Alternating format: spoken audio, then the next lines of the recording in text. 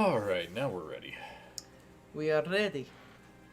Hello, Kayla. Oh, that's great you can join us today. Yay!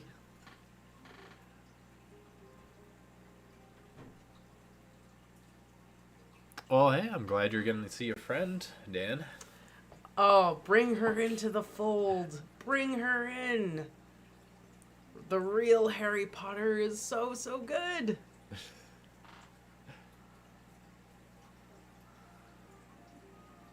Star Trek is good.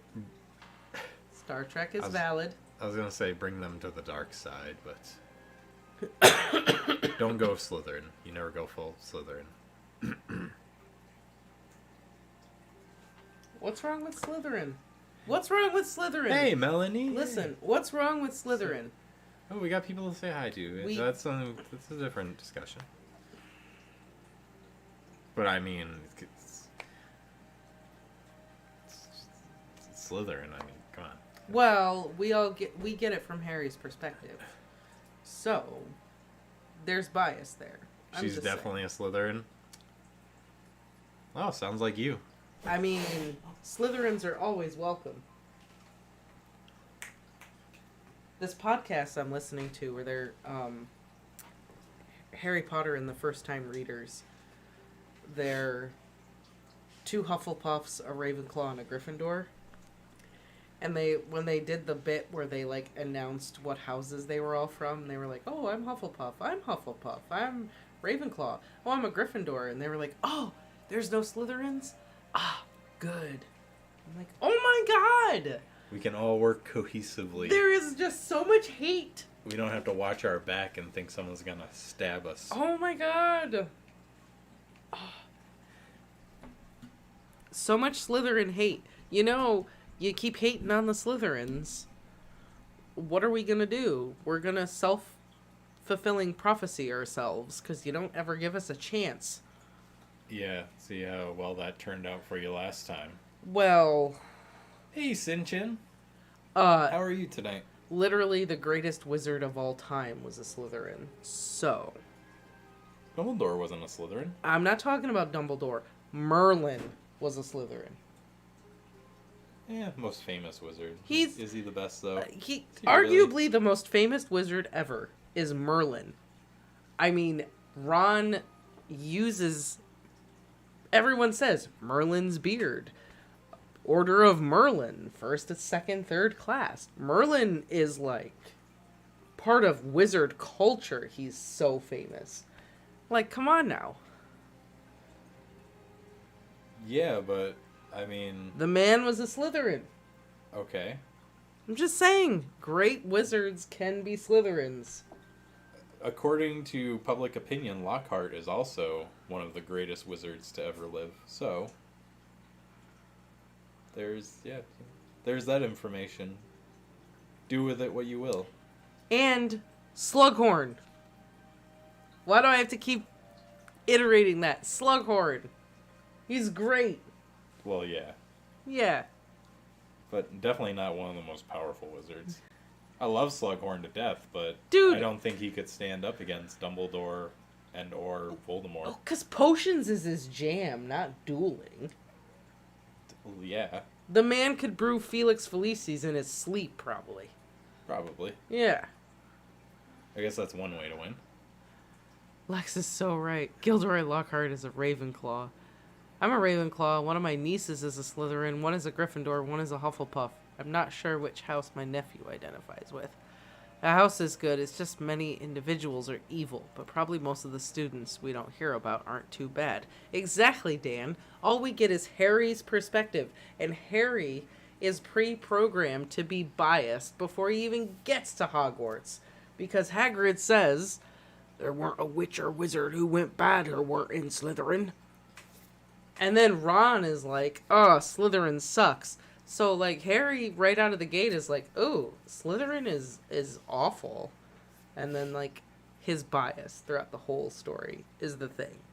And, like, all we get is Draco Malfoy, Pansy Parkinson. Like, they're terrible. But there are other people from other houses that I'm sure are awful, too. So, there's just bias there. more likely to happen in Slytherin. Slughorn is neutral. He's a mellow fellow, but he is also pretty selfish. Lockhart is a one-hit wonder that can write. That's a fact. But that's my point, is that we don't know anything about, like, Merlin's accomplishments. It's just what legend says. We know about Merlin's accomplishments. King Arthur's court. All of that. That's Merlin. That's his legacy. Well, yeah. But, I mean, people still can't agree on where he got the sword.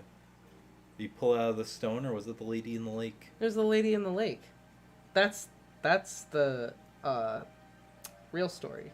Is Arthur was given the sword from the Lady of the Lake, and then, upon his passing, the lake received the sword back.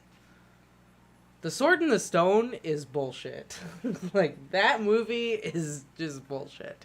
I was making it up, but okay. And also, Merlin was great in that movie. I love that movie. Merlin was great in that movie. I mean, what's wrong with a feeling of self-preservation? Like, not gonna lie, if the Battle of Hogwarts was going down, and someone looked at me and was like, "Are you gonna fight?"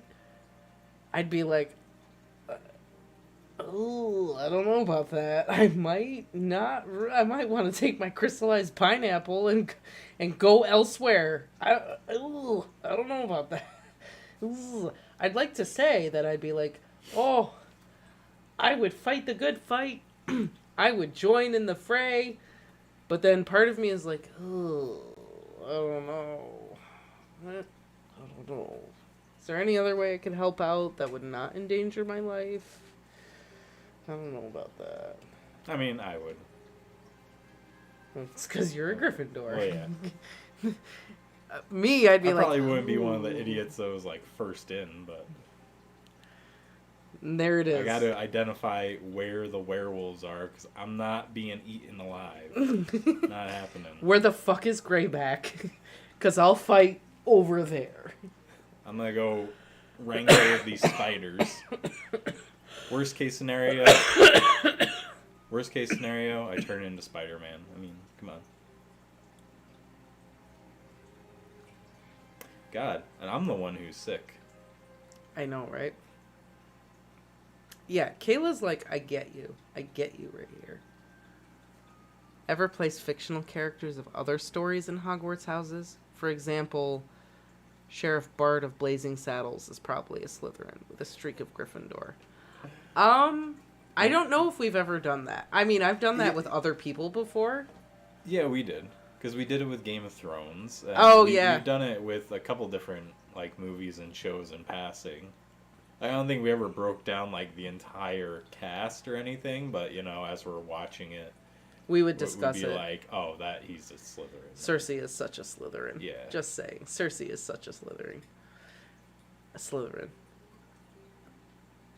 Right, Kayla? I'm like, I would be like Slughorn being like, ooh,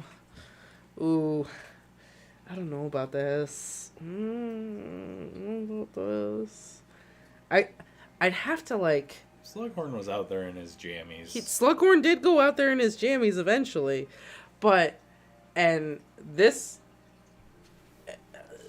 might be controversial, but it'd be times like that where I'd be like, yo, maybe Voldemort wasn't so crazy. Maybe just like having a Horcrux just to back myself up, just in case it doesn't go well for me.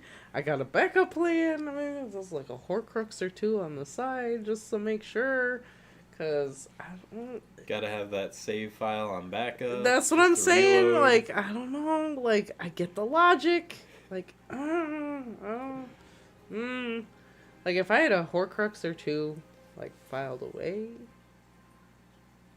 Because I knew, like, my strengths are not this. My strengths are not that. So if I do get killed, got a backup plan. I don't know. There it is. You right. have a Horcrux. Oh my god, I'm Voldemort.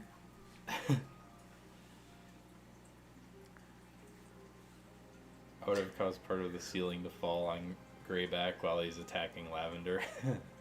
Double kill. That fight, probably not. He probably took I've said, like, before Slughorn went out there in his jammies, he totally took some. Oh, yeah. He drank that shit before he went out there. I'm telling you, write that fanfic of... And if it were out me, there. and I was that good, like, if I was really good at potions, I'd be brewing some of that, and if I had some, I'd be like, alright, I'll fight, but you gotta give me 10 minutes to go get down to the dungeons first, and then I'll come back.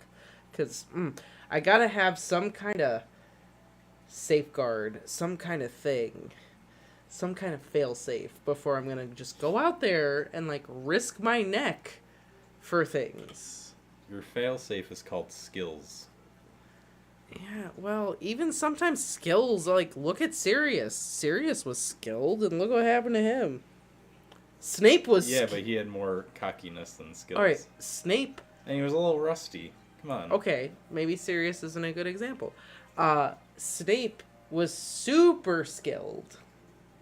And look what happened to him. Wrong place, wrong time. Yeah, but he kind of meant for that to happen.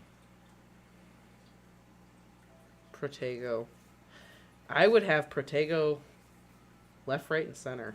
Protego, like, all day.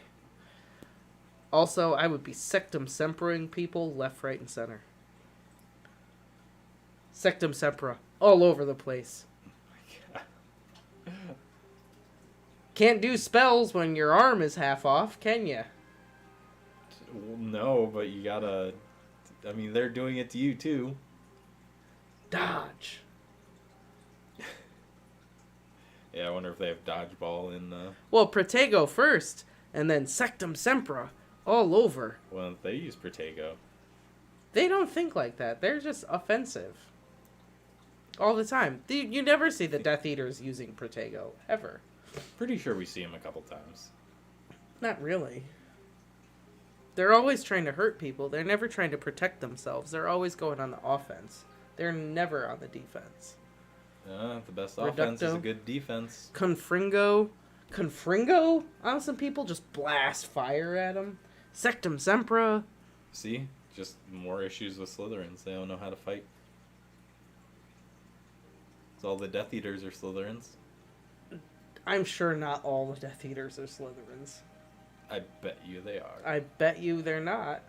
There may be like one. Not all of them. I bet not all of them are Slytherins. Also, There's if maybe they were a really 50% chance there's a Ravenclaw, like maybe 20% there's a Gryffindor, and there's no Hufflepuffs. Why wouldn't there be Hufflepuffs? Hufflepuffs wouldn't do that. I feel like Hufflepuffs could do it. Yeah, Peter Pettigrew is a Gryffindor. Yeah, exactly. Okay, there's the 20%.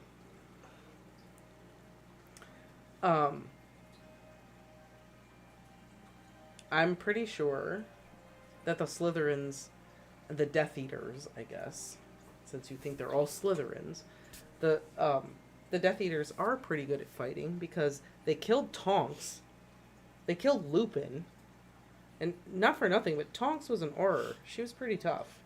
She was We also really don't skilled. know if Tonks and Lupin died from the Death Eaters, or if a spider ate them, or if they got stepped on by a giant. I feel like if their bodies were mangled, it would have been mentioned. Or maybe some rocks just fell on them. Some stones. I doubt it. We don't know. They could have kept the rocks from falling on them. They're busy fighting Death Eaters. They don't notice. Yeah, I think the Death Eaters killed them. Could have been a Fred situation. They just weren't ready. No one was ready for that, to be honest. Well, Fred was killed by a Death Eater, so... He got killed by a Death Eater unintentionally. Because the wall blew out. It wasn't a Death Eater fighting, it was just... Constant vigilance. Well, yeah. Yeah, so there you go. I'm saying that's Death Eater didn't intentionally do it. He was just shooting random spells and one happened to hit. Constant vigilance. It's like Tonks was killed by Bellatrix. There you go. Tonks was killed by Bellatrix. Because Voldemort did tell Bellatrix to prune her family tree. that's true. So the fact that Tonks was killed by Bellatrix does speak to her skill. Fair enough. I never said Bellatrix wasn't skilled. Just said that, she's psycho. And I feel like that's Hi, different. Maddie. It's just not just a random Death Eater. She's up there with, like, Voldemort, in my opinion. Yeah, Bellatrix is crazy skilled. The thing about Bellatrix is, like, you can make a lot of jokes, and I will make a lot of jokes at her expense, because she's fucking nuts, and whatever else about her, but she is an incredibly skilled witch. She just uses all of her prodigious skill for nastiness. Agreed. But we are here for something else. We are here to read a chapter that has nothing to do with any of these things we are talking about right now. It's Half-Blood Prince, it relates to Snape. You could kind of connect it. My arm hurts. I am sorry. The Audad got me yesterday. Oh no. Audads. Are probably Slytherins. No, they're not. No. They're not smart enough to be Slytherins. Audads are not.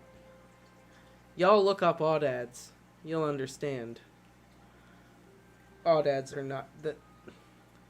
Honestly, they're probably Hufflepuffs.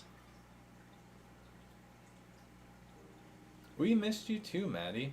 I think it was you who mentioned that we haven't seen Maddie. Yeah, in a long I time actually last stream. I literally said yesterday that we haven't seen Maddie in a stream in a while. You mentioned something about Remus for all the young dudes or something. Yeah. And I was like, oh, I haven't seen Maddie in a hot minute.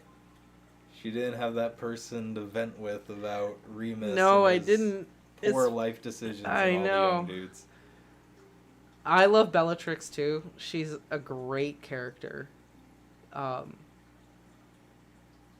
thing I think that most people miss about Bellatrix, because she's so fanatical in her devotion to Voldemort, is the fact that she is so smart. She is so skilled.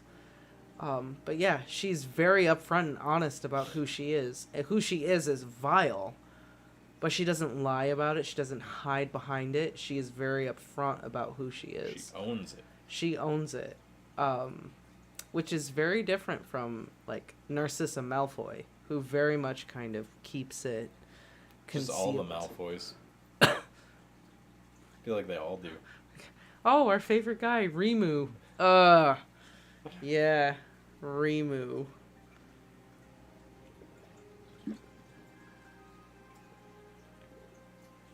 Oh, I need to get up and blow my nose with Jackson. I can't move. What are you going to do about that? I'm just going to keep sniffing and wait until he decides he wants to get down. I see. So yeah, the other minister. Yeah, right? Why this chapter? What we're streaming about today. So we're going to read from the Half-Blood Prince, which I guess makes our Slughorn conversation appropriate, I suppose. Katie requested... So you'd be the first to fight and then the first to die? No, I wouldn't be the first to fight and the first to die. I would let the dumb people go first Figure out where the werewolves are, because those are the guys I It's don't the wanna mess with. werewolves. It's literally just the werewolves, not the giant spiders. Like, nope. I mean, giant spiders are kind of creepy, but You literally hate spiders. well, yeah. Oh my but god, this chapter is so long. I feel Oh my like God. at that size, it reaches the point where I don't know. It's just I would be scared of anything that size, so doesn't matter what it is. But like a werewolf to me, they like tear you. It's like getting eaten by a hyena. Yeah, but not all werewolves do that. No, but you might. But yeah, that's what I was saying. I wouldn't be the first one in. I'd, just let a few people go ahead and kind of figure out the battlefield, and then Oh, so would you let Colin Creevy go before you? I'm not gonna force anyone to, but if they want to, by all means. Why? How very Slytherin of you. No. It's strategy. Feeling out the battlefield. Oh, but when I say it, you're like, oh, You were saying that you just weren't gonna fight. probably not, unless I had a good backup plan. I need some security. Yeah, totally different. How is that different than letting Colin Creevy fight for you? Because I am the backup plan. Wow.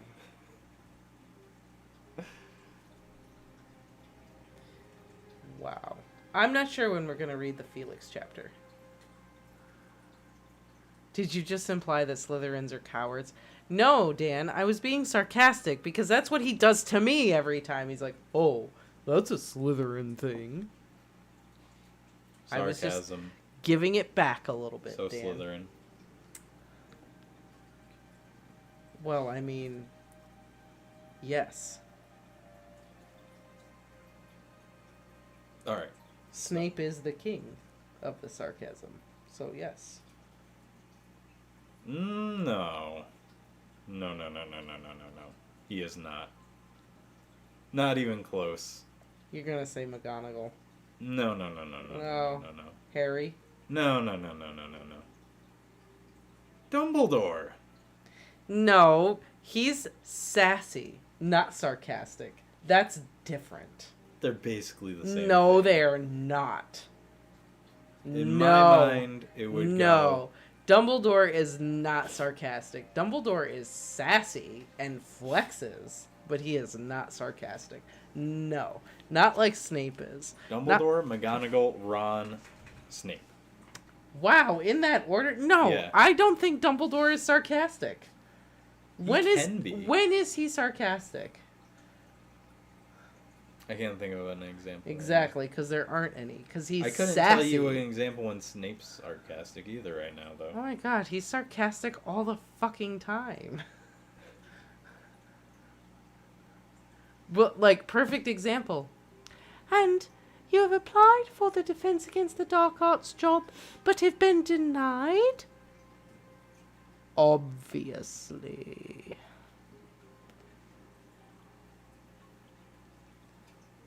That's a great example. Sarcasm, right there. Alright, either way. Either way. Dumbledore's passwords reek of sarcasm? Yeah, they definitely could. Or they just reek of his favorite candies.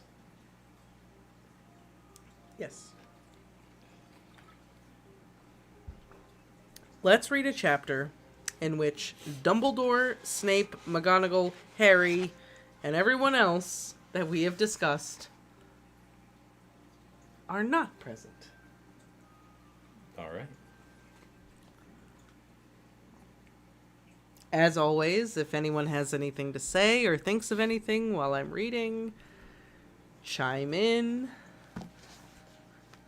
Africa. Oh, welcome. Oh, that's exciting. Africa. Wow.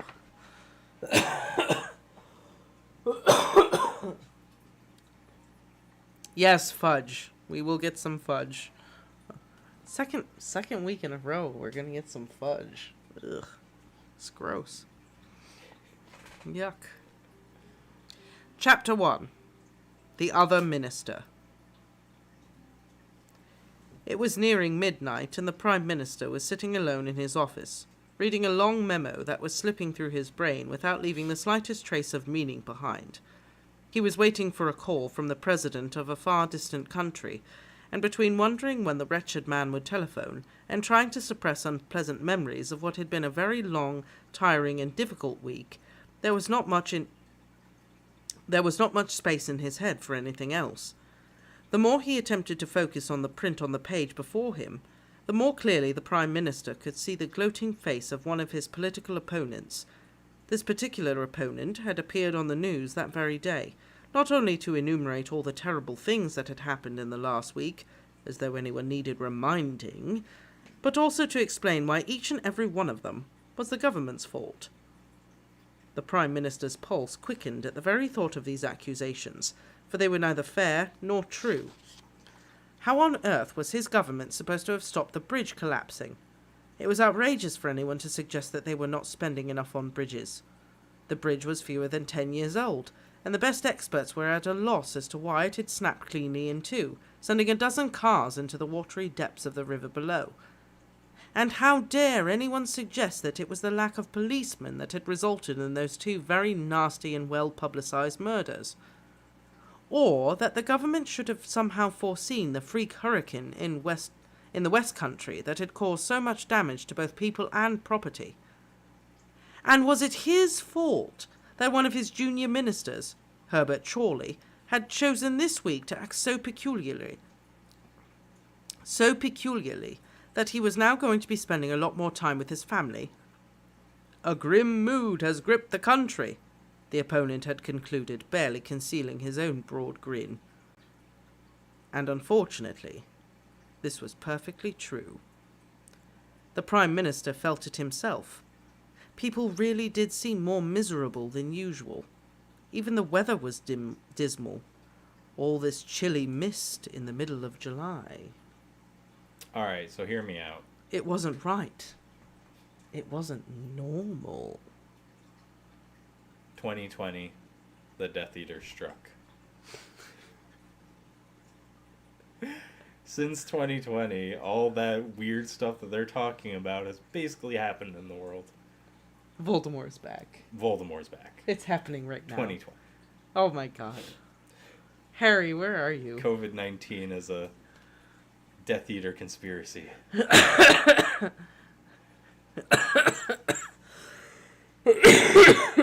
Where's Harry when we need him? Everyone needs to go out and look for a boy with a scar on his forehead. Right now. He turned over the second page of the memo, saw how much longer it went on, and gave it up as a bad job. Stretching his arms above his head, he looked round his office mournfully.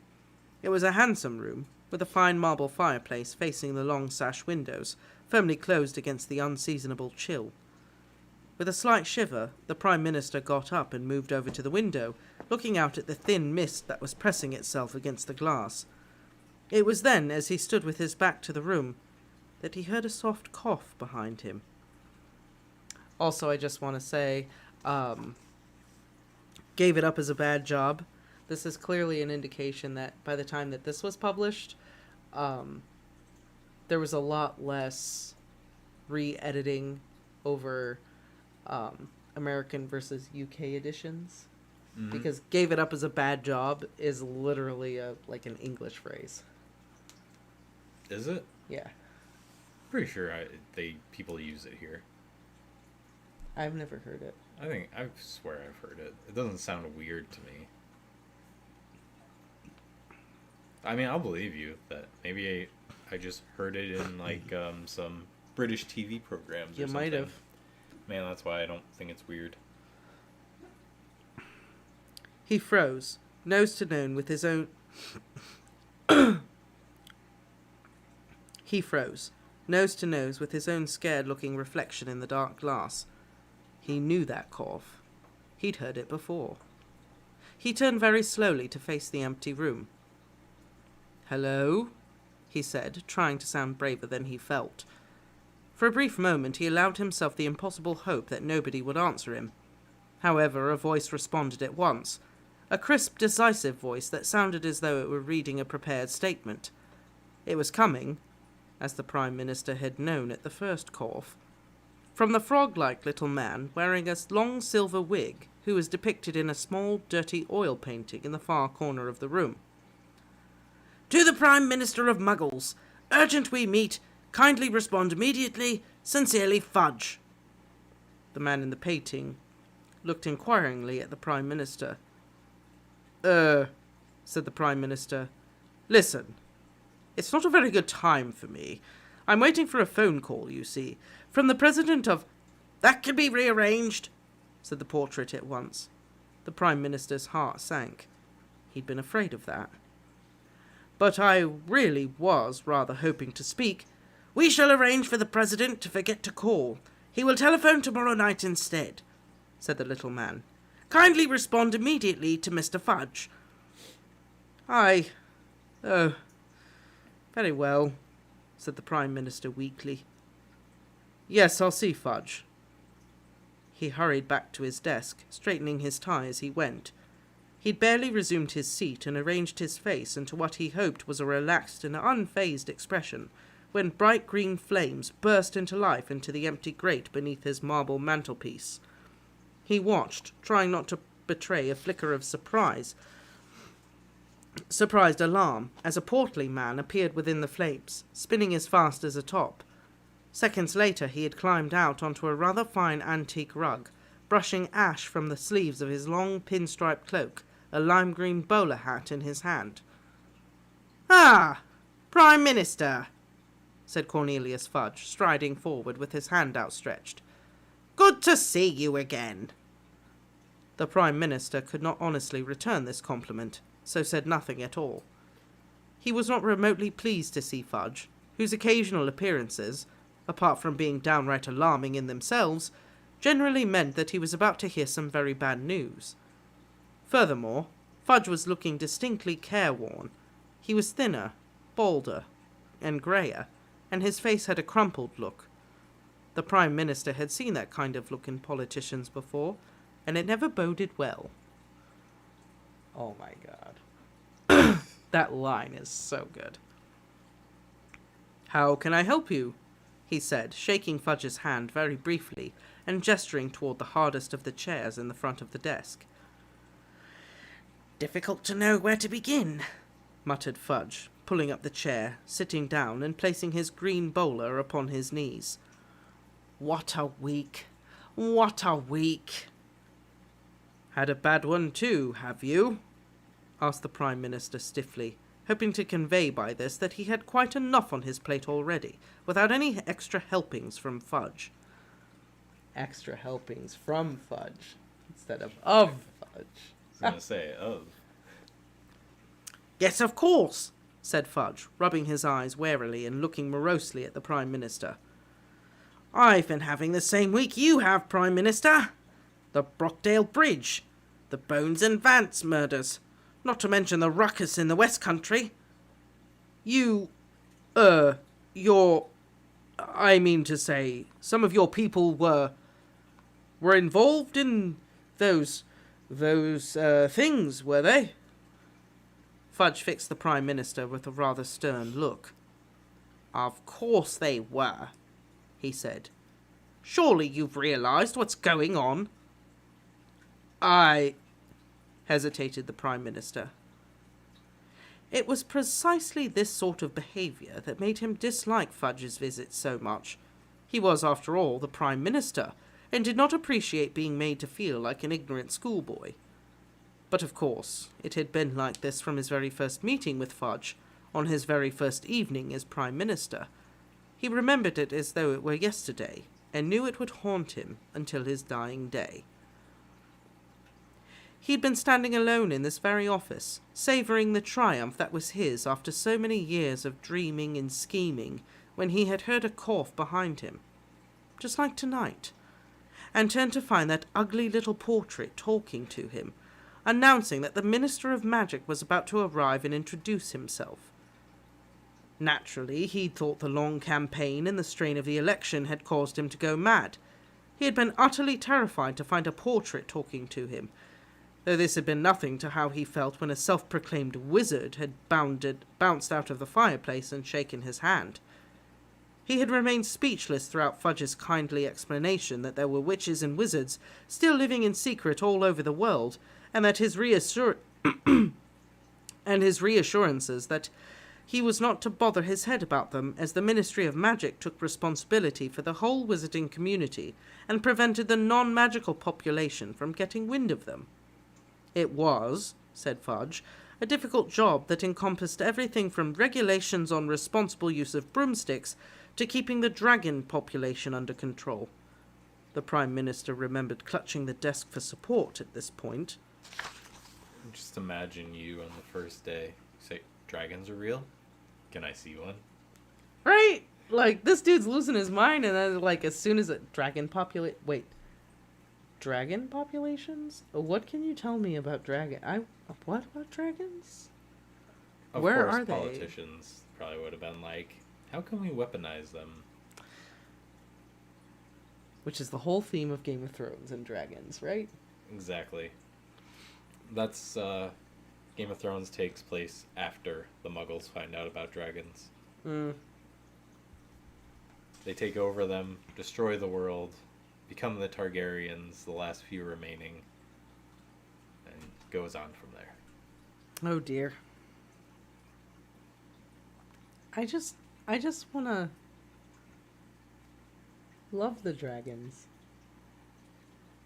You would die. And feed them. Very quickly. And tell them you would feed them. And tell them that they are sweet babies. I don't think they can hear you from inside their stomach. I mean, I tell Felipe he's a sweet baby all the time. Doesn't mean he wouldn't kill me if he had the opportunity. Exactly. But I still tell him all the time. Dragons have more opportunities to kill you. I don't know. They might not even eat you. I mean, he's a vegetarian dragon. Could be.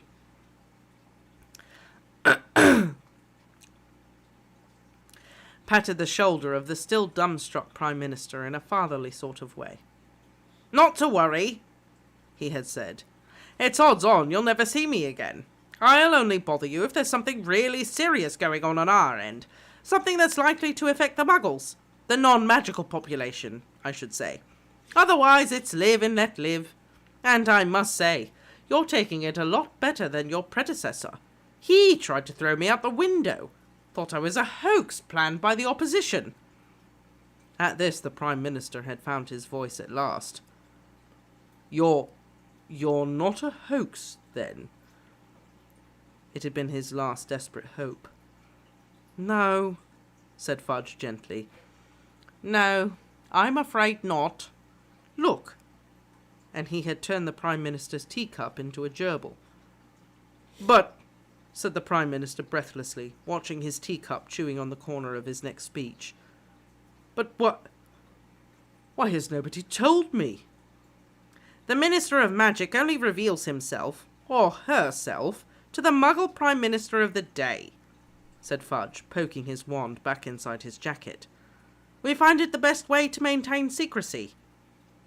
But then, bleated the Prime Minister, why hasn't a former Prime Minister warned me? At this, Fudge had actually laughed. My dear Prime Minister, are you ever going to tell anybody? Still chortling, Fudge had thrown some powder into the fireplace, stepped into the emerald flames, and vanished with a whooshing sound. The Prime Minister had stood there, quite motionless, and realised that he would never, as long as he lived, dare mention this encounter to a living soul. For who in the wide world would believe him? Wizards!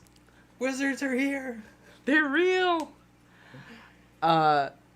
Melanie, Felipe is an oryx that I work with.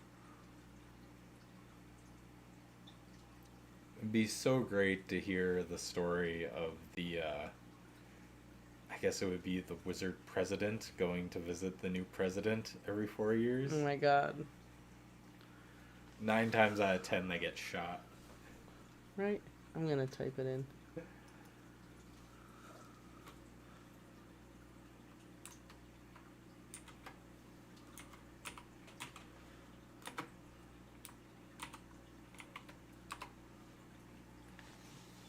Gotta add the smiley. Because Oryx are worth smiling over. I'm just smiling over the thought of the wizard president just showing up in the fireplace and just getting mowed down. Well, if it's 1995, it'd have been Bill Clinton. Would have been the president. Okay. So he might have just played him some smooth jazz. I think it would have been fine. Like, I feel like Bill Clinton beating the wizard president would have been like, oh, yeah, oh, wow, okay, all right. I feel like Obama would have been the same thing. Maybe a little nervous at first, but then like, okay then. Alrighty. George Bush would have been hilarious, though. What? You just... What? I feel like also George W. Bush would have been weirdly okay with it too. Like, he would have just been like, okay.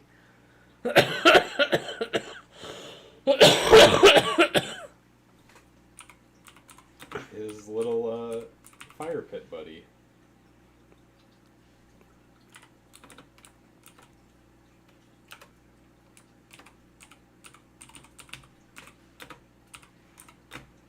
You could just say it. I guess so. I'm sorry.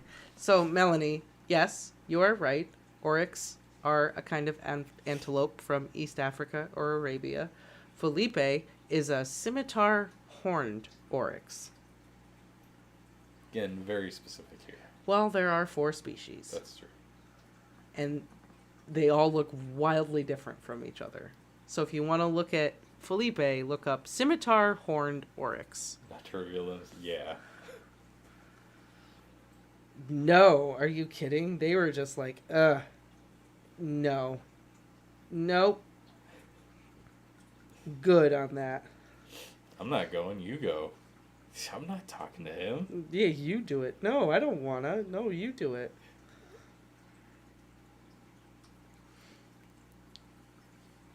Alright. Onwards and upwards. The shock had taken a little while to wear off. For a time he had tried to convince himself that Fudge had indeed been a hallucination brought on by lack of sleep during his grueling election campaign. In a vain attempt to rid himself of all reminders of this uncomfortable encounter, he had given the gerbil to his delighted niece and instructed his private secretary to take down the portrait of the ugly little man who had announced Fudge's arrival. Wait, doesn't the magic of transfiguration wear off after a while? Oh my god, yeah, people have brought this up so many times, like what happened to the gerbil after, like... Just come in one day and her gerbil's gone, there's just a teacup? Probably. That's sad. Right? Hopefully Melanie, you're impressed? Do you like them? I want to know. What do you think of them? She said she's impressed. I want to know more. It's life. Yeah, but still, it's sad. To the Prime Minister's dismay, however, the portrait had proved impossible to remove. Much like someone's mother's portrait. They are Permanent cute, right? sticking charm. They're so cute. They're so cute. Sorry. I'm glad Melanie thinks they're cute. They're super cute. When several carpenters, a builder or two, an art historian, and the Chancellor of the Exchequer had all tried unsuccessfully to prise it from the wall, the Prime Minister had abandoned the attempt and simply resolved to hope that the thing remained motionless and silent for the rest of his term in office.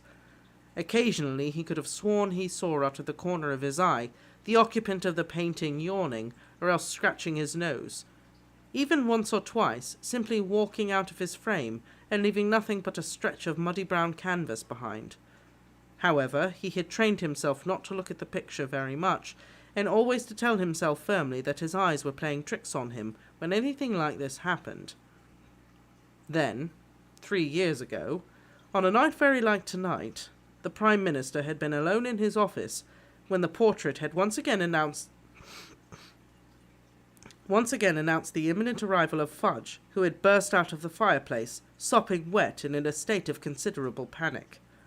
Before the Prime Minister could ask why he was dripping all over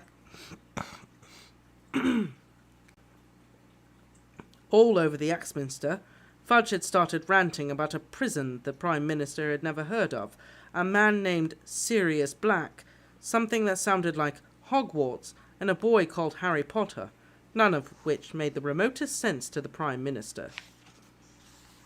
Also, can I just say that, according to the Prime Minister, Sirius is spelled Serious.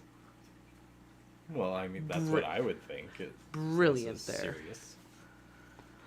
"I've just come from Azkaban," Fudge had panted, tipping a large amount of water out of the rim of his bowler hat into his pocket. "No, middle of the North Sea, you know. Nasty flight. The Dementors are in an uproar," he shuddered. "They've never had a breakout before. Anyway, I had to come to you, Prime Minister. Black's a known Muggle killer, and may be planning to rejoin you-know-who. But of course you don't know who you-know-who is." He gazed hopelessly at the Prime Minister for a moment, then said, "Well, sit down. I'd better fill you in. Have a whiskey." The Prime Minister rather resented being told to sit down in his own office, let alone offered his own whiskey, but he sat nevertheless. Fudge pulled out his wand, conjured 2 large glasses full of amber liquid out of thin air, pushed one of them into the Prime Minister's hand, and drew up a chair. Fudge had talked for more than an hour.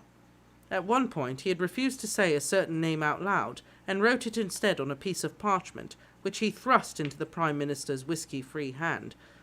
When at last Fudge had stood up to leave, the Prime Minister had stood up too. "So you think," he had squinted down at the name in his left hand, "Lord Vol—" "He who must not be named," snarled Fudge. "I'm sorry. You think that he who must not be named is still alive, then?" "Well, Dumbledore says he is," said Fudge, as he had fastened his pinstripe cloak under his chin. "But we've never found him. If you ask me, he's not dangerous unless he's got support, so it's Black we ought to be worrying about. You'll put out that warning, then? Excellent. Oh, well, I hope we don't see each other again, Prime Minister. Good night." But they had seen each other again. Less than a year later, a harassed-looking Fudge had appeared out of thin air in the cabinet room to inform the Prime Minister that there had been a spot of bother at the Quidditch, or that was what it had sounded like, World Cup, and that several Muggles had, quote, been involved, but that the Prime Minister was not to worry. The fact that you-know-who's mark had been seen again meant nothing.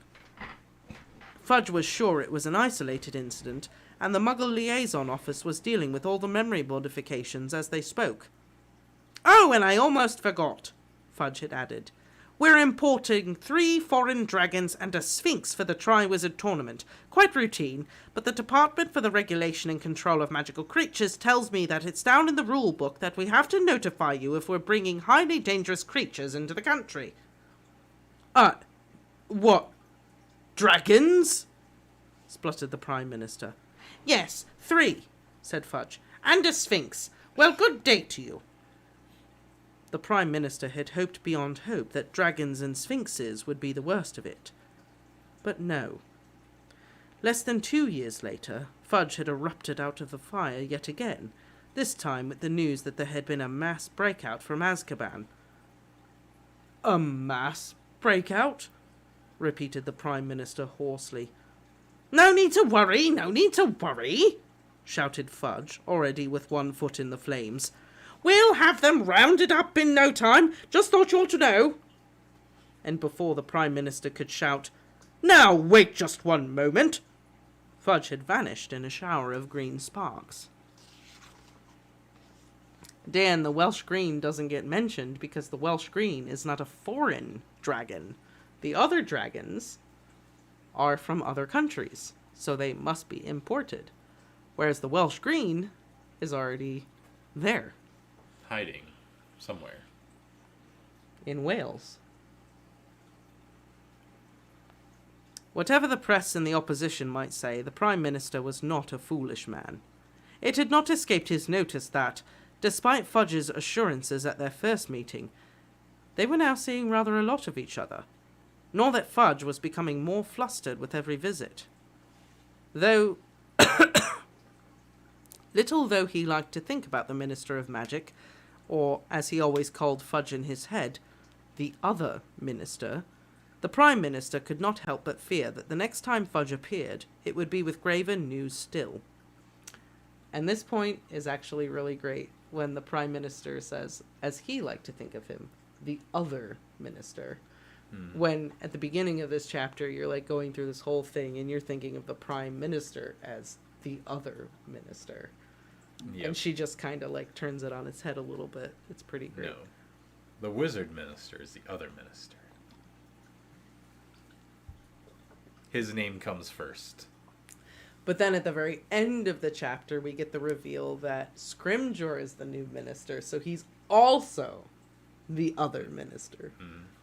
Other minister. Right. It's great. Well, Screen doesn't get this. So then, at this point, they knew there were 4 Triwizard Champs? I don't think so. They probably imported 3, and then they're like, oh, there's 4. Quick, get another dragon. Wales is the closest. Let's get the Welsh Green. Yeah, exactly. That's exactly what I think happened. I think they imported 3 dragons. The Horntail, the Fireball, and the Short Snout. And then Harry got pulled out, and they were like, oh shit, we need 4. That's what I think. Yeah, pretty much. Is what happened.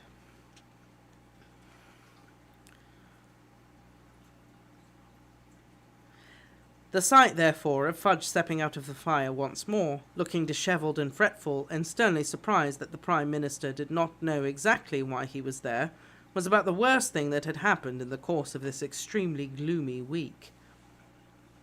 "How should I know what's going on in the, wizarding community?"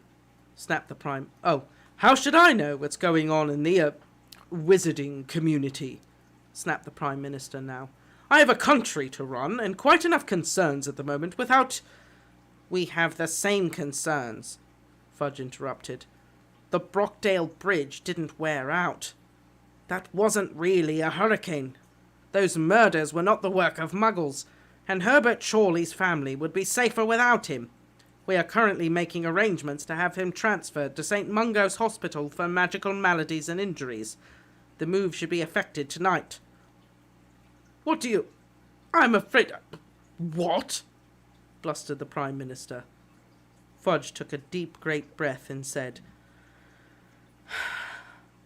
"Prime Minister, I am very sorry to have to tell you that he's back. He who must not be named is back." "Back? When you say back, he's alive? I mean..." The Prime Minister groped in his memory for the details of that horrible conversation 3 years previously, when Fudge had told him about the wizard who was feared above all others, the wizard who had committed 1,000 terrible crimes before his mysterious disappearance 15 years earlier. "Yes, alive," said Fudge. "That is... I don't know. Is a man alive if he can't be killed? I don't really understand it, and Dumbledore won't explain properly. But anyway, he's certainly got a body and is walking and talking and killing, so I suppose, for the purposes of our discussion, yes, he's alive." The Prime Minister did not know what to say to this, but a persistent habit of wishing to appear well-informed on any subject that came up made him cast around for any details he could remember of their previous conversations. "Is Sirius Black, with he who must not be named?" "Black? Black?" said Fudge distractedly, turning his bowler rapidly in his fingers. "Sirius Black, you mean? Merlin's beard? No, Black's dead. Turns out we were, mistaken about Black. He was innocent after all, and he wasn't in league with he who must not be named either. I mean," he added defensively, spinning the bowler hat still faster, "all the evidence pointed. We had more than 50 eyewitnesses. But anyway, as I say, he's dead. Murdered, as a matter of fact, on Ministry of Magic premises. There's going to be an inquiry, naturally. To his great surprise, the Prime Minister felt a fleeting stab of pity for Fudge at this point. It was, however, eclipsed almost immediately by a glow of smugness at the thought that, deficient though he himself may be in the area of materializing out of fireplaces, there had never been a murder in any of the government departments under his charge. Not yet, anyway. Oh. While the Prime Minister surreptitiously touched the wood of his desk, Fudge continued. But black's by the by now. The point is, we're at war, Prime Minister, and steps must be taken. At war? Repeated the Prime Minister nervously. Surely that's a bit of an overstatement. He who must not be named has now been joined by those of his followers who broke out of Azkaban in January, said Fudge, speaking more and more rapidly and twirling his bowler so fast that it was a lime-green blur. Since they have moved into the open, they've been wreaking havoc. The Brockdale Bridge. He did it, Prime Minister. He threatened a mass Muggle killing unless I stood aside for him, and... Good grief, it's your fault those people were killed, and I'm having to answer questions about rusted rigging and corroded expansion points, and I don't know what else, said the Prime Minister furiously. My fault? Said Fudge, colouring up. Are you saying you would have caved into blackmail like that? Maybe not, said the Prime Minister, standing up and striding about the room. But I would have put all my efforts into catching the blackmailer before he committed any such atrocity. Do you really think I wasn't already making every effort? Demanded Fudge heatedly. Every aura in the Ministry was, and is, trying to find him and round up his followers. But we happen to be talking about one of the most powerful wizards of all time. A wizard who has eluded capture for almost 3 decades. So I suppose you're going to tell me that he caused the hurricane in the West Country too, said the Prime Minister, his temperature rising with every pace he took. It was infuriating to discover the reason for all these terrible disasters, and not to be able to tell the public. Almost worse than it being the government's fault after all. That was no hurricane, said Fudge miserably. Excuse me, barked the Prime Minister, now positively stamping up and down. Trees uprooted, roofs ripped off, lampposts bent, horrible injuries. It was the Death Eaters, said Fudge.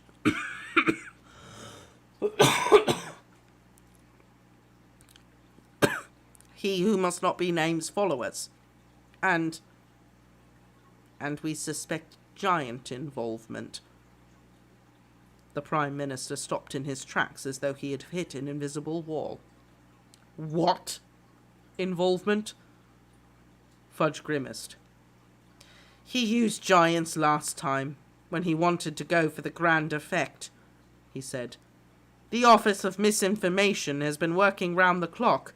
We've had teams of obliviators out trying to modify the memories of all the muggles who saw what really happened. We've got most of the Department of the Regulation and Control of Magical Creatures running around Somerset, but we can't find the giant. It's been a disaster. You don't say, said the Prime Minister furiously.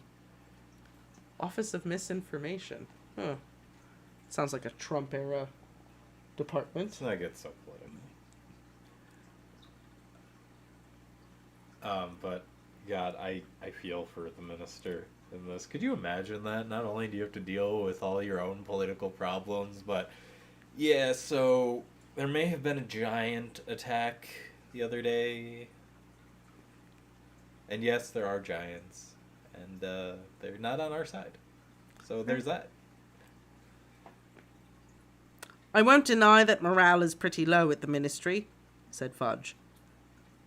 What with all that and then losing Amelia Bones? Losing who? Amelia Bones, head of the Department of Magical Law Enforcement. We think that he who must not be named may have murdered her in person, because she was a very gifted witch, and all the evidence was that she put up a real fight. Fudge cleared his throat, and with an effort, it seemed, stopped spinning his bowler hat.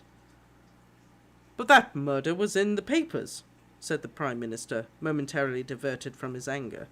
Our newspapers. Amelia Bones. It just said she was a middle-aged woman who lived alone. It was a nasty killing, wasn't it? It's had rather a lot of publicity. The police are baffled, you see. Fudge sighed. Well, of course they are, he said. Killed in a room that was locked from the inside, wasn't she? We, on the other hand, know exactly who did it. Not that that gets us any further forward catching him. And then there was Emmeline Vance. Perhaps you didn't hear about that one. Oh, yes, I did, said the Prime Minister. It happened just around the corner from here, as a matter of fact. The papers had a field day with it. Breakdown of law and order in the Prime Minister's backyard. And if that wasn't enough, said Fudge, barely listening to the Prime Minister, we've got Dementors swarming all over the place, attacking people left, right and centre. Once upon a happier time, this sentence would have been unintelligible to the Prime Minister, but he was wiser now.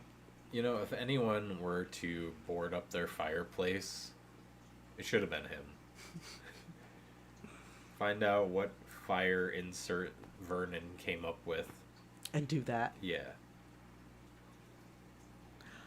I thought Dementors guard the prisoners in Azkaban, he said cautiously. They did, said Fudge wearily. But not any more. They've deserted the prison and joined he who must not be named. I won't pretend that wasn't a blow. But, said the Prime Minister, with a sense of dawning horror, didn't you tell me that they're the creatures that drain hope and happiness out of people? That's right. And they're breeding. That's what's causing all this mist. It's just so gross. Every time I read it, I'm just like, Dementor sex juice everywhere. Just spread their pollen to the wind and let it go. This line, every time, I'm just like, every time I read this chapter, I'm just like, the Dementor sex juice is coming. It's coming. That one bit. Don't put it like that. That's, no. Ugh. So it's causing all this. Fudge is just like, yep.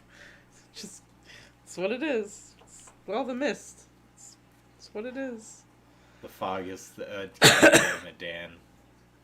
God damn it. No. The Prime Minister sank, weak-kneed, into the nearest chair.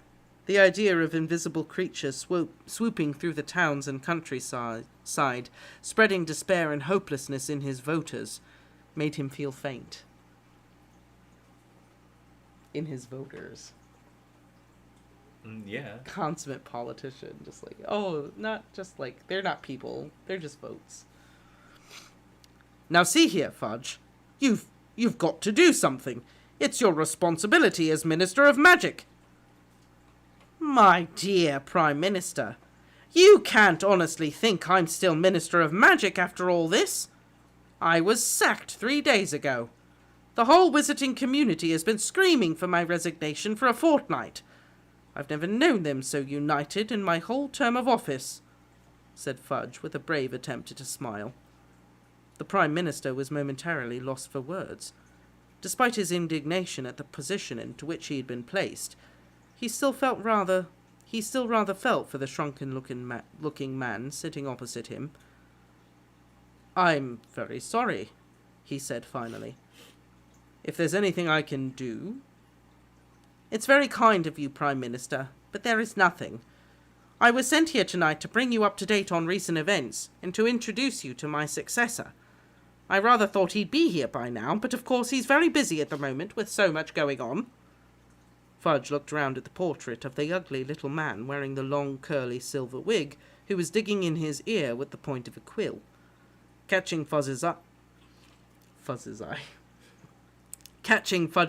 the portrait said, "He'll be here in a moment. He's just finishing a letter to Dumbledore."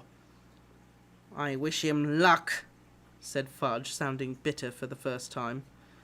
"I've been writing to Dumbledore twice a day for the past fortnight, but he won't budge. If he'd just been prepared to persuade the boy, might still be... Well, maybe Scrimger will have more success. Fudge subsided into what was clearly an aggrieved silence, but it was broken almost immediately by the portrait, which suddenly spoke in its crisp official voice. To the Prime Minister of Muggles, requesting a meeting. Urgent. Kindly respond immediately. Rufus Scrimger, Minister of Magic. Yes, fine, said the Prime Minister distractedly, and he barely flinched as the flames in the grate turned emerald green again, rose up, and revealed a second spinning wizard in their hearth, disgorging him moments later onto the antique rug. Fudge got to his feet, and, after a moment's hesitation, the Prime Minister did the same, watching the new arrival straighten up, dust down his long black robes, and look around. The Prime Minister's first foolish thought was that Rufus Scrimger looked rather like an old lion. There were streaks of grey in his mane of tawny hair and his bushy eyebrows.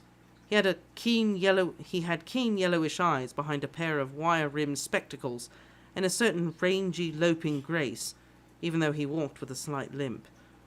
There was an immediate impression of shrewdness and toughness. The Prime Minister thought he understood why the wizarding community preferred Scrimger to Fudge as a leader in these dangerous times. How do you do? Said the Prime Minister politely, holding out his hand. Scrimger grasped it briefly, his eyes scanning the room, then pulled out a wand from under his robes. Fudge told you everything? He asked, striding over to the door and tapping the keyhole with his wand. The Prime Minister heard the lock click. Yes, said the Prime Minister. And if you don't mind, I'd rather that door remained unlocked. I'd rather not be interrupted, said Scrimger shortly. Or watched, he added, pointing his wand at the window so that the curtain swept across them. Right, well, I'm a busy man, so let's get down to business. First of all, we need to discuss your security. The Prime Minister drew himself up to his fullest height and replied, I am perfectly happy with the security I've already got. Thank you very... Well, we're not, Scrimger cut in. It'll be a poor lookout for the Muggles if their Prime Minister gets put under the Imperious curse. The new secretary in your outer office... I'm not getting rid of Kingsley Shacklebolt if that's what you're suggesting, said the Prime Minister hotly. He's highly efficient, gets through twice the work of the rest of them. That's because he's a wizard, said Scrimger, without a flicker of a smile. A highly trained aura who's been assigned to you for your protection. Now wait a moment, declared the Prime Minister. You can't just put people into my office. I decide who works for me. I thought you were happy with Shacklebolt, said Scrimger coldly. I am. That's to say I was. Then there's no problem, is there? Said Scrimger. Well, as long as Shacklebolt's work continues to be, excellent, said the Prime Minister lamely, but Scrimger barely seemed to hear him. Now about Herbert Chorley, your junior minister, he continued. The one who's been entertaining the public by impersonating a duck. What about him? Asked the Prime Minister. He has clearly reacted to a poorly performed Imperious curse, said Scrimger. It's addled his brains, but he could still be dangerous. Rowling predicted the era of the duck face before it was a thing. He's only quacking, said the Prime Minister weakly. Surely a bit of rest. Maybe go easy on the drink. A team of healers from St. Mungo's Hospital for Magical Maladies and Injuries are examining him as we speak. So far, he has attempted to strangle 3 of them, said Scrimger. I think it best we remove him from Muggle society for a while. Well, he'll be all right, won't he? Said the Prime Minister anxiously. Scrimger merely shrugged, already moving back toward the fireplace. Well, that's really all I had to say. I'll keep you posted of developments, Prime Minister. Or at least I shall probably be too busy to come personally, In which case I shall send Fudge here. He has consented to stay on in an advisory capacity. Fudge attempted to smile, but was unsuccessful. He merely looked as though he had a toothache. Scrimger was already rummaging in his pocket for the mysterious powder that turned the fire green. The Prime Minister gazed hopelessly at the pair of them for a moment. Then the words he had fought to suppress all evening burst from him at last. "But for heaven's sake! You're wizards! You can do magic! Surely you can sort out, well, anything!" Scrimger turned slowly on the spot and exchanged an incredulous look with Fudge, who really did manage a smile this time as he said kindly, "The trouble is, the other side can do magic too, Prime Minister." And with that, the two wizards stepped after one another into the bright green fire and vanished. The whole time I'm just putting myself in the minister's shoes and like, I would be losing my mind. Oh, what a rough day. Thank God it's over. Hey, so, Dementors. Let me tell you about them, because there's a lot of them out right now. And guess what they're doing? We know what they're doing. And kissing. Gross. Hope Shacklebolt eventually teaches defense against the dark arts. I hope not. The position's still cursed. He doesn't deserve that. I would think that now that Voldemort's dead, the position's not cursed. Are you sure? Well, yeah, it can't be cursed anymore because the person that casts the spell is dead. Breaks the spell. Is that how it works? Yeah, because at the end of this book, when Dumbledore freezes Harry, Harry immediately knows that Dumbledore is dead because as soon as, like, Snape does Avada Kedavra and Dumbledore, like, flies out, as soon as, like, Dumbledore's dead, the spell on Harry breaks. Oh. Okay, fair enough. You got me there. So I would think that the curse on the job doesn't exist anymore. I don't know. Shacklebolt becomes Minister of Magic. I feel like... So now he's popping in to tell all the bad news. Well, I mean, hopefully there isn't any bad news. There's always bad news in politics. That's true. Doesn't matter how good you are in politics, someone's going to not like you and have a problem with it or stir up trouble. I love that. The despair in his voters. This is literally the best first chapter in any of the books. I wonder it's who... so good. I mean, I would really know nothing about them, but I wonder who was minister around the time. They put it in there. Someone said it. Oh, did they? Yeah.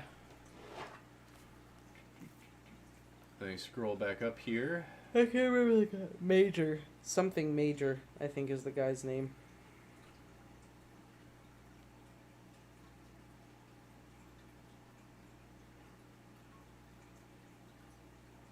John Major. Yeah, John Major. Okay. Oh. Dear God. It's kind of how I pictured him. Ugh. But yeah, I guess John Major. I have no idea about any prime minister. All I know is like Boris Johnson, and that's just because he's been in the media so much. I remember Tony Blair. I mean, I had no reason to watch UK politics. I remember Tony Blair. When I was a kid. Just because he was so heavily involved with Iraq. He was like this with Bush. I don't know. Do they say how long Professor Quirrell taught Defense Against the Dark Arts? Pretty sure it was 1 year. 1 year. Right? They just hired him. Yep. He was like on a trip to Romania, and then he was going to come back and teach. Albania. Where he met. It rhymes. Where he met The eyes on the back of his head. Yep. It was fate. And the Fidelis charm on the Potter's house breaks on their death. Yeah, that's true. So, I just feel like this chapter is just rolling, just being like, look how good I write. Look at me go. It's so well done. It's such a good recap, not just of everything that's happened in previous chapters, but it gives you a nice glimpse of what's been going on between the end of 5 and like the beginning of this book. With like, oh yeah, the Dementors have totally deserted. Narration without narration. Yeah, it's so good. And you know, we get a little bit of fudge before leaving because, you know, we couldn't get enough of fudge in the last book. How can someone I hate so much be so entertaining at times? Maybe it's just because in this chapter it's just his misfortunes. And it's seen from someone else. Like, it's seen from Fudge's peer, not Harry. Yeah. Because the Prime Minister is very much his peer. He thinks like Fudge does. Like, he thinks about constituents and voting and public opinion. And,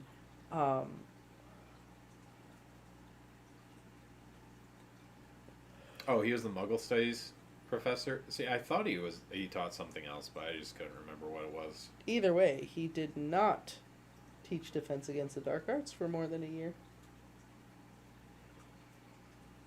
That's true. No one ever does. Voldemort had to have known. He put the curse on it.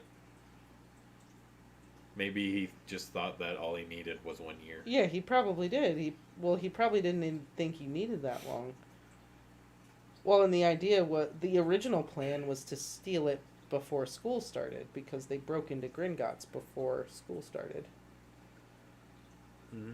And then Hagrid, moved it beforehand, but Voldemort's whole plan was to steal it beforehand.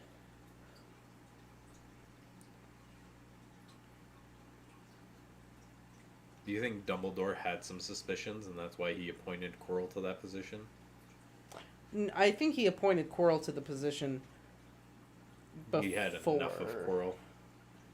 I mean, maybe. It's like that job any employer has, they move you to there to get fired, basically.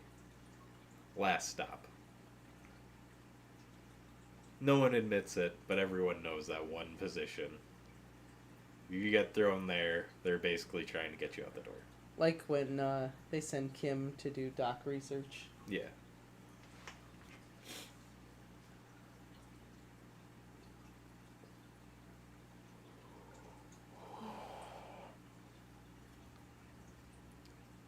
Broken for Voldy, and he's been given the secret from the keeper. Yeah.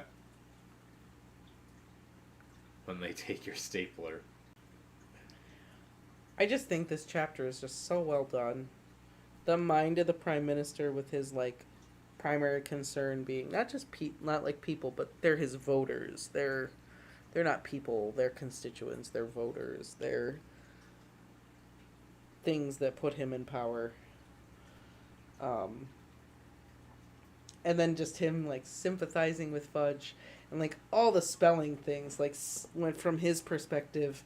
When he says Sirius Black, it's spelled like the word Sirius, but when Fudge says Sirius Black, it's spelled like the constellation, his name.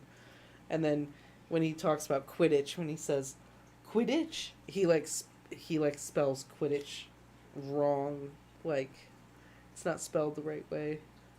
Like quit itch. KW, blah blah blah. Yeah. Yes, Chosen Nightwolf. I saw you say that earlier. I was just reading. I know that. I stumbled over the word, but thank you for letting me know. How could you? It's George, by the way. That's George? Yeah. Okay. Well, I've seen he said it 3 times in the chat.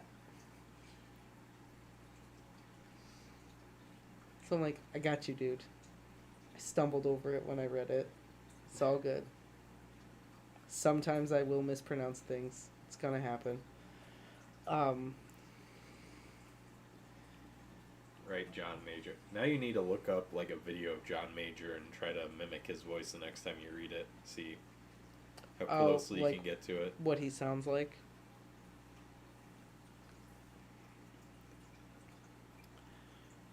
I probably should have before we read it. I thought about that. Like I should listen to what this dude sounds like, but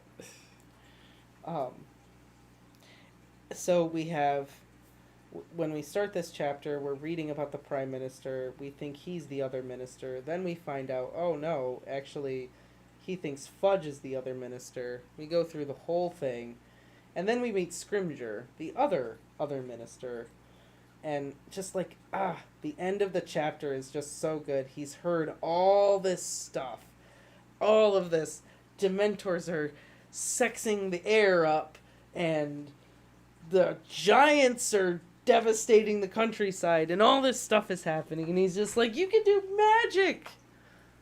What are you doing? And then they just are like, the problem is, the other side can do magic too. It's just such a, it's so good. Right, such a good way to end the chapter. I'm just like, in his mind, I can understand it. Like, what? Right, yeah. It's a You're totally... turning my city into Middle Earth. What is going on here, people? It's totally a Stop it. reasonable thing for him to say. Like, you can do magic. What are you doing? Like, for him to say it, it makes so much sense. And then just, like, for them to be like, yeah, well, they can do magic too.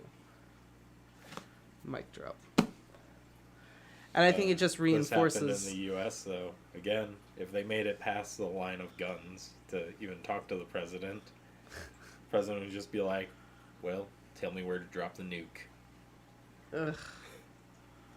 Ugh. Gross. Gross. I got a little magic of my own here. It's called the Fat Man. Ugh, no. I hate American stereotypes. I hate them. I love them. They're the worst. They're so great. They're great, but they're the worst. Like, Freedom Bird, Freedoms. Like, ugh.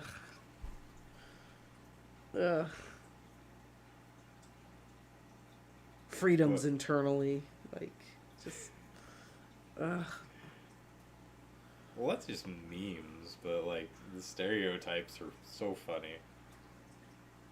I hate them. I mean, they're funny, but just because I'm like, oh, please don't assume that I'm that. Like, don't look at me and think I'm Lauren Boebert, please, for the love of God. Like, don't make those assumptions about me. I'm gonna have to play around with Photoshop tonight. Take a good picture. You just put your head on Lauren Boebert's Please don't say gun I'm Lauren. pose or something. Anyways, no, I definitely have to. Sorry, it's hard for me to think. I have like a sinus infection. Yeah, you're right good. now, so. I'm like tired too, because I'm tired because it's the work week still for me. So I'm just tired until Saturday. I was talking to my coworkers. They're all under the age of 30, and they're all like, if I'm not in bed by 8:30, it's not okay. Like, What? because we work hard during the day. It's just physically exhausting.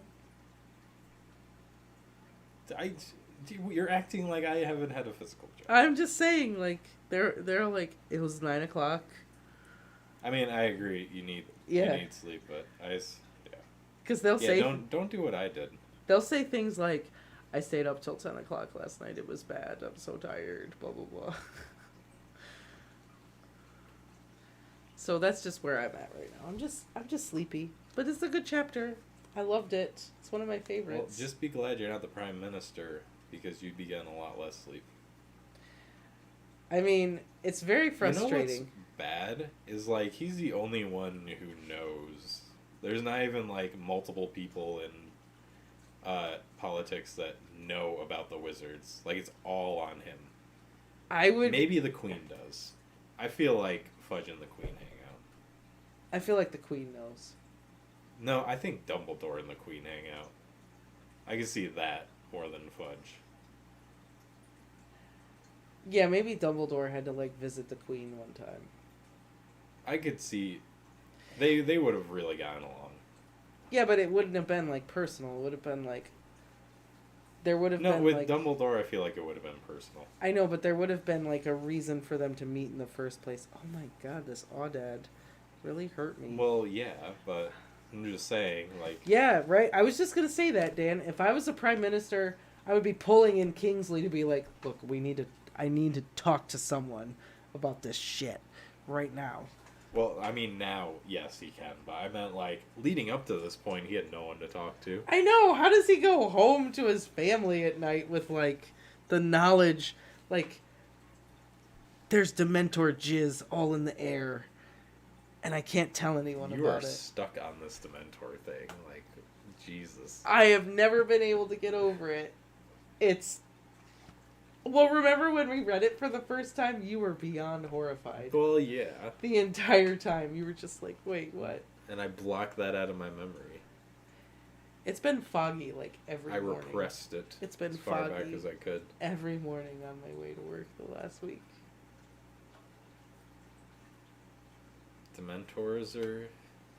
It's the I don't know what to season. tell you. It's gotta be the season. I don't know. Love is in the air. Everywhere I look around. It's gotta be. His bet... Yeah. Maybe this is how Tolkien came up with Middle-earth and Lord of the Rings. He got contacted by some wizards one time, and they were telling him what was going on. And he's just like, I need to vent about this. I need to spend 30 years writing about it, and rewriting about it, and rewriting about it. Right? I don't think I would be able to not tell you. If I was the Prime Minister and all that shit got dropped on me, I'm like, how do I not tell? Like, I would come home I feel and like you tell would you. you would tell me, but then I'd just be like, oh, that's great. You wouldn't I believe think, me? I think you need to take a spa You day. wouldn't believe me? If I said a man came out of the fireplace and told me all these things, you wouldn't believe me. Oh my god, he wouldn't believe me. No. He wouldn't believe No. me. No, I would not. Oh my god. You're telling me if I came out and said a man just came out of the fireplace. I would support And- you. I'd be like, okay. Yes, I would support you by telling you to take a vacation and you're losing it. Take a spa day. I don't know. I would ask you questions and be like, what do you look like? What happened? To determine whether or not you were, like, really hallucinating, you were really crazy, or what. I mean, don't I know. would do that too, but I would assume you're hallucinating. Probably. Right? Yes, I knew magic was real. Be like, yo, yes, there's the proof. There it is. Tolkien was a wizard. Okay, you got me there. Tolkien just told of his stories. Tolkien was just telling his life story as a traveling wizard. That was it. Right? You got him over here being like, I would want to check you into a mental health facility or send you to a spa weekend. And me over here would be like, what did they look like? Did they do magic? What was it like? I'd be like stoked to be like, is it I mean, real? after you brought home the little gerbil and then it turned into a teacup a couple days later, I would probably believe you. But until Okay. then, Oh my I would need God. some proof. I'd be like, go outside and stand in the fog and tell me how you feel. Gross. Then you come inside and you'd be like, everything's cold and I'm really sad. Aha, there it is. Because it's cold and wet in the fog. Everyone feels like that in the fog. I don't feel like that in the fog. What was the wand wood? What wand wood? What wandwood? Whoop. Hello, sir. I actually hopped on my Pottermore again because I wanted to see if there was any way to like retake the tests because we were talking about it. And I have a second email, So I can just make a new account and do it. You gotta come up with a second email. You can't redo it. No, you can't do it. But yeah, my wand was beechwood, 14.5 inches. Slightly supple. What was the core? I don't remember. Wow. Okay. I think it was phoenix feather. Yeah, it was phoenix feather. Again. What? Didn't you get phoenix feather the last time? No, I didn't take it again. Oh. I just saw all the stuff that we did. Beechwood. The first time. What does it say about beechwood? I don't remember. What does Ollivander say about beechwood? I know what mine is. Hazel, 10 3/4 inches, unicorn hair.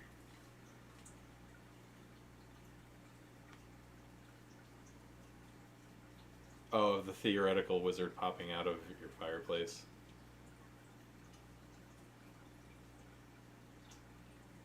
Doctor Who, the British royal family are, I forget whether it's werewolves or vampires. Werewolves? I was gonna say, I'm pretty sure it was werewolves. I think that was just like a thing for the longest time, wasn't it? That the British royals were werewolves.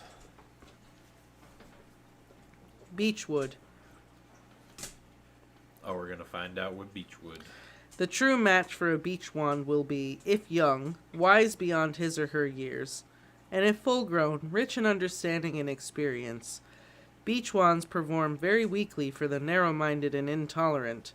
Such witches and wizards, having obtained a beech wand without having been suitably matched, yet coveting this most desirable, richly hued, and highly prized wand wood, have often presented themselves at the homes of learned wand makers such as myself, demanding to know the reason for their handsome wand's lack of power.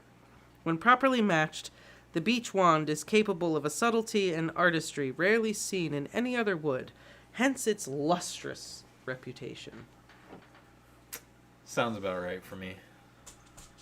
Wise beyond my years.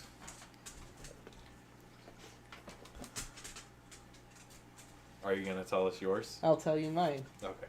Hazel.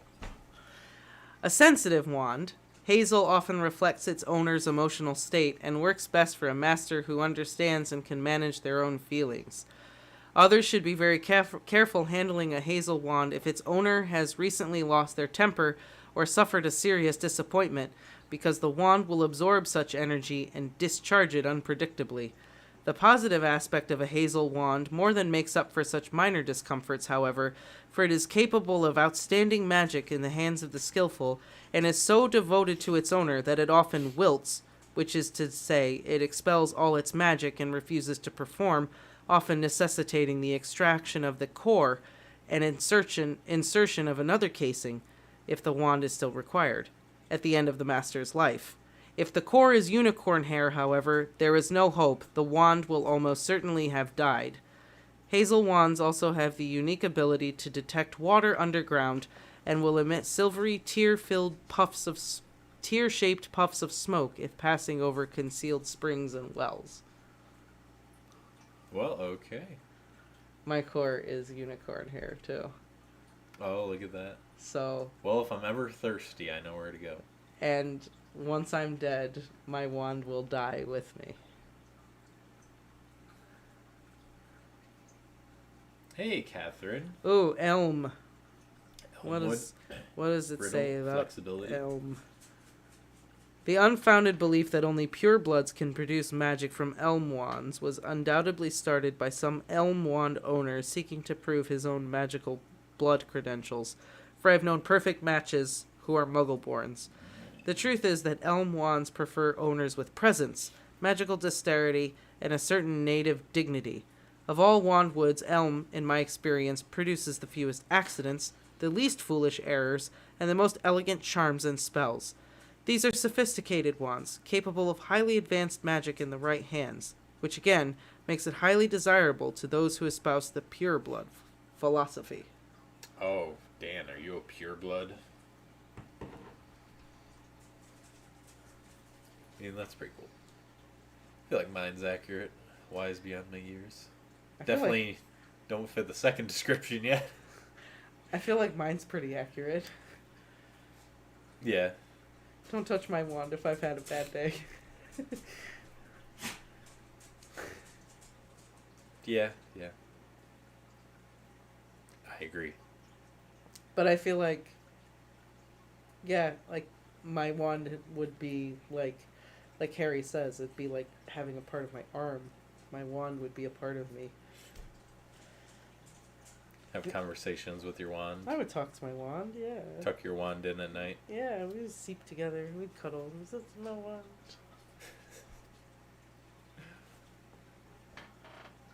And help me find water. I mean, that's cool. Muggleborn, as far as you know. Right? I mean, Seamus's mom didn't tell anyone for years. Mm-hmm.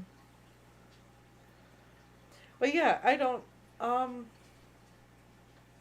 I mean, I wish I had more to say other than, like, this chapter is just so much fun. It's Rowling's writing at her best. She's just very clearly just having a good time. It doesn't do a lot of foreshadowing. It's a lot of, like, catching up. It's definitely recap. Yeah. But it's done in such a clever way that you don't even realize it's recap, unlike the first 3 books. Yeah. And it's recap, but also filling in the gaps between what's happened between 5 and, like, where we're at right now. Recapping what you didn't know you needed to have recapped. So it, like, sets you up for what's about to happen, you know. Hmm.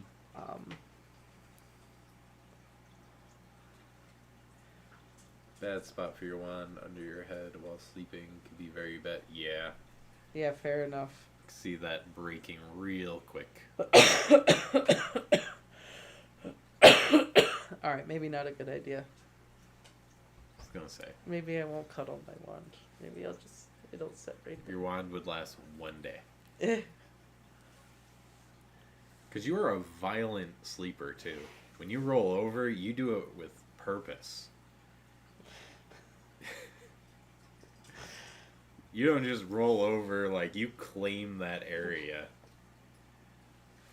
I am going to lay here!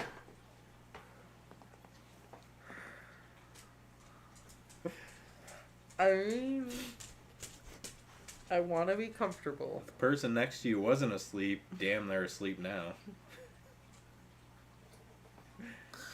You will go to sleep, or I will put you to sleep. Bobbans, do you hear this? Bobbans!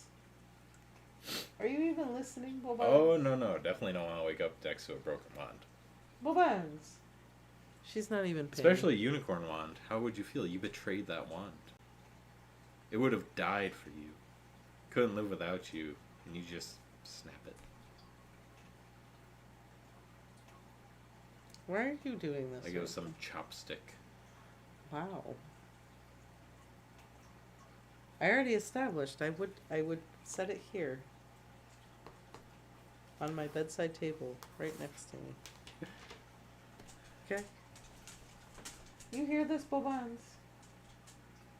You hear this, Bobbans?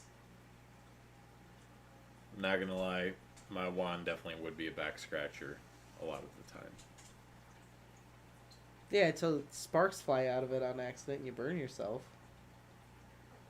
Well, yeah, but maybe they won't. Can do an anti-itch spell. Chosen Nightwolf. I commented on it before. The Exchequer?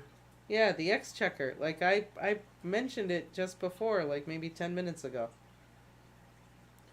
But yeah, I would invent like an anti-itch cream. Be like the cortisone cream of wizards. Oh, so you'd be like the Potters? Make a fortune off of your whatever product. Tough actin' Tenactin. That's already copyrighted. You can't take that. I know, but it's just fun to say. I don't ever see those commercials anymore. Wonder if that product was just that bad.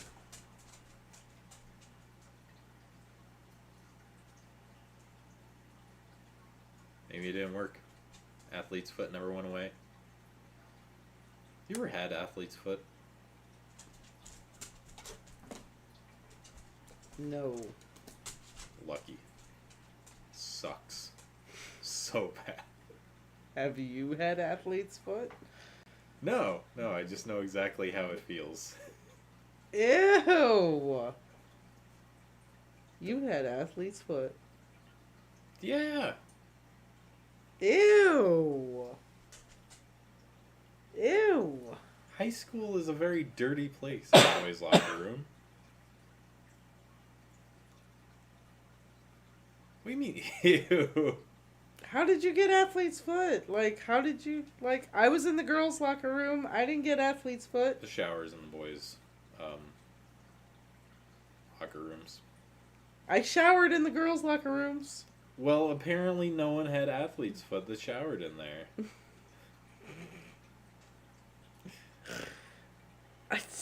Ew. Ew. Just be lucky you weren't a wrestler. Get ringworm every year. Ew. Why are humans are disgusting? Ugh. I take it back. I take it back. I mean, my locker room wasn't like that gross, but I take it back. Water buffalo It are not happens. gross compared to people. I mean, it goes away. I just had to put this like cream on my foot, like every night. Why? Before bed. Ew. I don't want to know about your weird foot diseases. The things you've had on your feet. Ew. It's a fungal infection. Yeah. Ew. Gross. Anyways, now that we've gone from ministers to what do we go to after that? I don't know. Wands to fungal infections, and my great scheme to get rich off of healing it with magic. Is there anything else you want to add? I just want it known, for the record, that he could talk about athlete's foot and his foot fungal infections, but me talking about Dementor sex juice is worse somehow? I don't know how that's possible. Because that is way nastier than Dementor isn't. sex funk. Infection stays where it is. Dementor juices go everywhere. They can't be stopped. They're not mushrooms growing out of your feet. They could be little Dementors growing out of your brain. Look, Maddie and Dan are like, I agree. Dementor sex juice is way less nasty than the athlete's foot. Like, ugh. I mean, I guess because it's, you know, Dementor sex juice isn't real, as far as we know, to the best of our knowledge. Just because it's happening inside my head doesn't make it not real. Wow, does that happen inside your head? Is that what you think every time you go through the fog? What, that there's Dementors out there somewhere? Yeah, actually. That is what I think. I do think that. Right? It's just weird knowing that they can breed. Well, how else would you get more Dementors after the other ones died? Maybe they, like, butt off of each other or something. They're not fungi. Yeah, I don't know what they are. They're creatures. Maybe they're part fungus. They're not.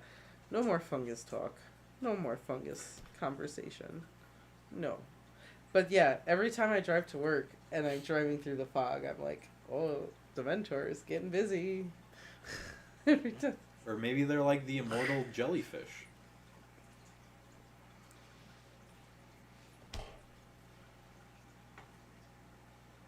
They're like Urukai, grown out of the mud. Yeah, there we go. They're not, though, because they breed. They're mud boys. They breed. So they're not. Either way, we read this chapter again. It was really good. It was a lot of fun. And as always, we went on a lot of random tangents. More so than usual, because I'm not feeling that great, and I don't think you're feeling that great, so. I'm just getting sleepy. Like, that's all. Well, there Like, it is. I don't feel terrible. I'm just getting sleepy, so I'm getting, like, diarrhea of the mouth right now. But yeah, I think Bailey needs me to let him out. So, on that note, if you don't have anything to... I got nothing. We can call it good. All right.